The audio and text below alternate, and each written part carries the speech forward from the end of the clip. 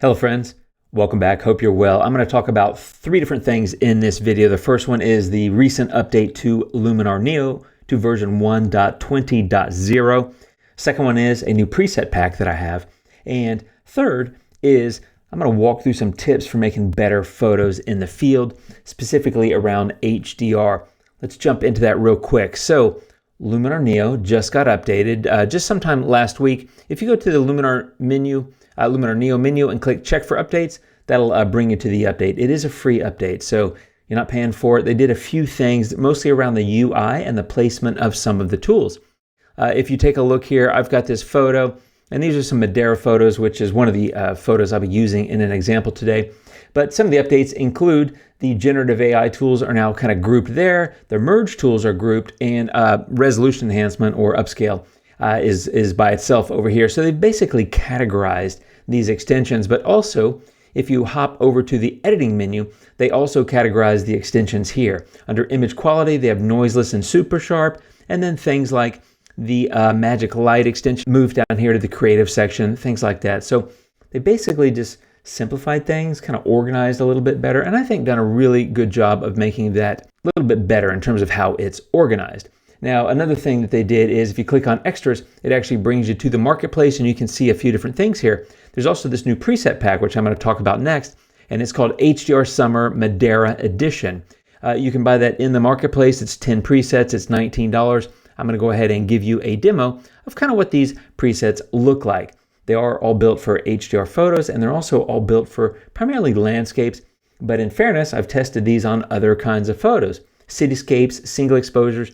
It really does a great job on all of them. So I want to walk through and kind of show you a few examples of this. Again, it's available in the Luminar Marketplace. I'll put a link down below. But if you purchase this pack, it will be added under your purchased section. So it will be called HDR Summer Madeira Edition. So you click on that and you get into the different presets that are available in this pack. Now, in fairness, these are really built primarily for the edges of the day. That's sunrise, sunset, blue hour, twilight, that sort of thing. But they're really powerful at adjusting light and tones and color. This is a base HDR image, but you can see the kind of impact that you can have on a photo with just one click. Now, in fairness, every preset doesn't look good on every photo. I think you know that if you've been using presets before, but of course you can make adjustments to them and save them as your own preset. So let's say I click there and decide that I'm going to go with that look. Keep in mind you can reduce the opacity in order to minimize some of the impact of that preset because it does default at 100%. The other thing you can do, of course, is jump over to edit, and then you can look at the tools that are included in this preset and make adjustments to those tools as necessary for that particular photo. Now, here's another example photo from a beautiful sunrise that we had, and this was actually right before sunrise, but you can see some of the color and light impact that happens with this preset pack on this image. So again, maybe a little bit heavy-handed in some colors. I do like my color, but again, you have the full ability to customize and adjust based on your own taste and on the image that you're adjusting. And of course, here's another example. You can see as I hover over these, kind of what's happening. I really like that look right there. I mean, that's almost a one-click edit. Now, I think of presets as a starting point. That's why I mentioned adjusting the opacity, but also going into edit and making further refinements. You may want to create masks for certain things and that sort of thing. But there are some presets on some images like this one where that's pretty close to what I would do if I went in and did all the customization myself. So you have, again, a lot of power and a lot of flexibility. And of course, there's a lot of color impact because I do like my colors. And frankly, we experienced some really dramatic and beautiful sunrises and sunsets on this trip. And here's one more example. You can kind of see, again, base HDR photo. And as I hover, you can see, now that one's particularly black and white around a forest where it was kind of moody. But you can see the different color looks. Like, I love that. I mean, I just absolutely love that. But you can kind of see the different sort of looks that you can have based on the type of photo. I love that as well. Nice blend of kind of the cooler and warmer. So that is the new preset pack, HDR Summer Madeira Edition, available in the Luminar Marketplace. I make a few bucks off of that if you do purchase. It's a great way to support me, which I appreciate if you're interested. And if you're not, that's fine too, because what I want to do next is dive into an HDR edit and show you some tips and tricks on how you can get beautiful results in the field. Let's get going.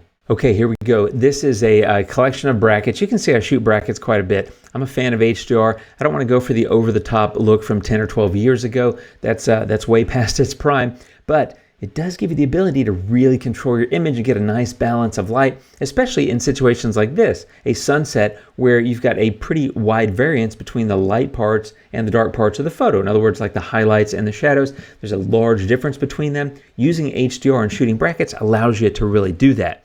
Now, a couple of things that I recommend. The first one is always shoot RAW. You got a lot more leeway with RAW files. I definitely recommend doing that. When you merge them, keep in mind it will be created into a TIFF file, and that's okay. But if you start with RAW, you're going to get a better quality result. The second thing is that I generally find that 3 exposures works majority of the time. Now, if you're shooting architecture, like interior, maybe you're inside of a gorgeous cathedral in Europe, and the light variance is really, really large. There's a huge amount of light difference. That's a situation where you might want maybe 7 exposures or even more. And I will do that if I need to, but generally speaking, I find that 3 exposures works just fine for me because I'm able to get the kind of light that I need across those 3 exposures. Now, speaking of exposures, here's another tip that I think has been incredibly helpful for me in my own HDR editing, and that is I don't always center my brackets. You'll see a lot of people talk about HDR and they'll say, oh, you take 3 exposures, -2, 0, and +2. And they do that every single time. And if it works for them, that's great. I find that it doesn't work for me most of the time because quite often I find that +2, that bright exposure, to be too bright. There was an actual situation on this trip where one of the folks in the camp, they were taking a series of brackets that ended on a really bright exposure. So I don't know exactly what they were, but let's call it a +2. When they blended the HDR, some of the bright parts with this moving water, it did not blend very well because it was such a long exposure. So it was really drawn out there, and it looked odd, like a long exposure in one part and a little bit darker part of the water, it didn't look the same. So for me, I tend to shoot to the left or expose to the left. In other words, I take darker shots. So here, if you look at this, this is a -5. My center bracket is a -3. And then my brightest one is a -1. So that's actually what I do more often than not, which is expose, shoot darker bracket sets. So start at -5 or -4 or -3. I rarely ever, almost never shoot -2, 0, and +2. That works for me. Worth experimenting and learning about if you think that might work for you. I'm going to go ahead and merge these into HDR, and I'm going to go ahead and choose the settings that I like to choose here. And if there's a lot of movement that I want to be careful with, like trees or people, I would pick maybe higher or pick a different reference image. For me, medium and the exposure right in the center is just fine. I'm going to go ahead and merge those, and then we'll start editing this HDR photo. Okay, now in the interest of time, I went ahead and cropped this photo. I did some minor adjustments in Develop, mostly around the light, but also using Transform to straighten up the verticals. And I straightened it, cropped it, that sort of thing. So that's the base HDR photo, and that's my current state. Now, a moment ago, I was talking about a really bright exposure, and the part of the photo that I was talking about that was affected by this gentleman was right in here, where the long exposure made this really smooth, and then starting about right here and the rest of the way out to sea, you had this more choppy water. So it looked like a long exposure in one part, because it was taking that really bright exposure there, and the rest of it was not a long exposure. It didn't make sense visually. So something to think about, and that's why I don't often shoot really, really bright exposures in my bracket set. So I've got my base photo here. Now, if you want to dive into more depth about Luminar Neo's HDR merge function, I have a course on my website that I sell. It's been very popular. I'll put a link down below. It is on sale if you want to check it out. You get like an ebook, you get raw files, you get videos, you get all kinds of tips, tricks, ideas, and practice files, things to work with in order to make better images. So if you want to check that out, great. If not, cool. I actually have 2 other free ways that I can help you get better. The second one is go ahead and join my newsletter. Again, link down below. You'll get some presets. You'll get some mini ebooks about Luminar Neo, how to edit better, that sort of thing. That goes out about once a week, maybe 3 times a month. So that's a free way. And then the other way that's free, and this is something I'm going to be doing really soon, and that is I'm going to be doing a free webinar. And I'll be doing some of these edits, showing some of these tips and tricks live. Again, free webinar. That's coming in a few weeks. I'm going to announce that on my newsletter. So if you back up a step and join my newsletter, that would be a way to find out about it. If you want to follow along, again, both of those are free. or of course, my HDR Merge Power Bundle, which is a video course, ebook, all that I talked about, is available on my website. But let's get into the edit. So I've got this now, I think, beautiful, beautiful photo, and I want to just make some adjustments to the light. And when I'm editing, what I'm thinking of course, is always the light, and I want to play around with the light a little bit, which is why I always start with develop first, and then I jump into super contrast second. This is a pretty minor, but if you look at the before and the after, you almost can't even tell the difference, to be fair. Now, one thing I like about HDR is you get a nice balanced exposure when you blend the files together. But one thing I'm not a fan of is I will often see people light up every part of the photo. I personally like to have a little bit of shadow in my photos, so I don't want to make this area too bright. I think that looks fine. I don't want to make that hill too bright or that rock too bright. I want to maintain some contrast, a little bit of mystery in the photo. So I tend not to do what a lot of people do, which is brighten up every single aspect of the photo. That's me. It's my personal preference, but that's how it generally works in my editing. Now, a key thing with editing is, of course, masking and being able to go in and kind of control where your edits go. And so what I want to do next is I'm going to add some structure. I mostly want to add it in the shadows. And so something about like that I think is going to look just fine. And I might move this a little bit. Maybe something about like that. I'm just kind of playing around, and I'm using a luminosity mask because they're amazing and powerful, and I love them because they help me target things based on tonal area. So I'm just add a little bit of structure to those areas. Notice it does brighten some of that rock, which is another reason why I don't use the light tools like develop or super contrast to make it really bright, because some of the other things I use, like structure, will give it a little bit of bump there. So now that I've done that, I'm going to go do the opposite, which is me liking to smooth out the sky. So I'm going to open structure again. This time I'm going to use object select because it's pretty quick and pretty accurate. I'm going to hover over the sky, and it's identified the sky. And once it highlights it in light pink, I click it, it turns it to dark pink, which means it's selected. And then I'm going to come in here and just take that structure negative. And that's just a personal preference. I just like kind of smoother skies, something I like to do in just about all my photos. Now, my editing process is usually light and detail and color. So I've pretty much done light, which was develop and super contrast. I did detail, which is structure, positive and negative. And now I'm going to get into a little bit of color. The best color tool, in my opinion, is Color Harmony, and it's got 3 different sections that I use a lot. The first one is this brilliance and warmth, where I'm going to add a little bit of both. This is something I recommend that you're careful with, which is adding color and bumping up the colors, because using quite a few tools and then moving them in a significant way will create an over-the-top kind of clown vomity nuclear explosion kind of HDR, which I think you want to be avoiding if at all possible. So there it is before, and there it is now. I'm going to add a little bit here to the highlights because I want to pop a little bit of that warmth in the highlights. But notice I'm using like 2, 3, 4, that sort of thing. Very gentle and very minor, but it does add up, right? So if you look at the before and the after, got a little bit more warmth in those highlights, which I really like. It's kind of bringing it together.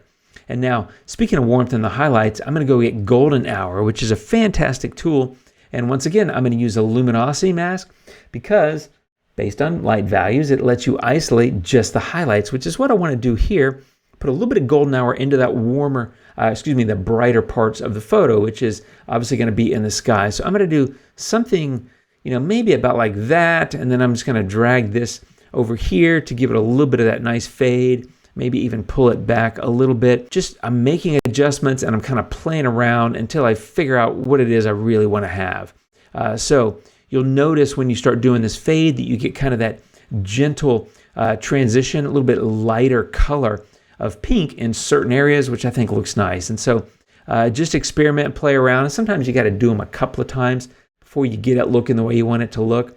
But I'm going to go ahead and bump this up like 30 or 40, and which sounds like a lot, but because I just left it in certain targeted areas, if you look at the before and the after, it's just a nice, subtle little pop of warmth in those areas, which I think just works so well. Now, speaking of subtle pop in certain areas, I'm going to go into Accent AI, which is a great tool. I love it, but I think you have to be careful with it, and I like to use it with a luminosity mask again.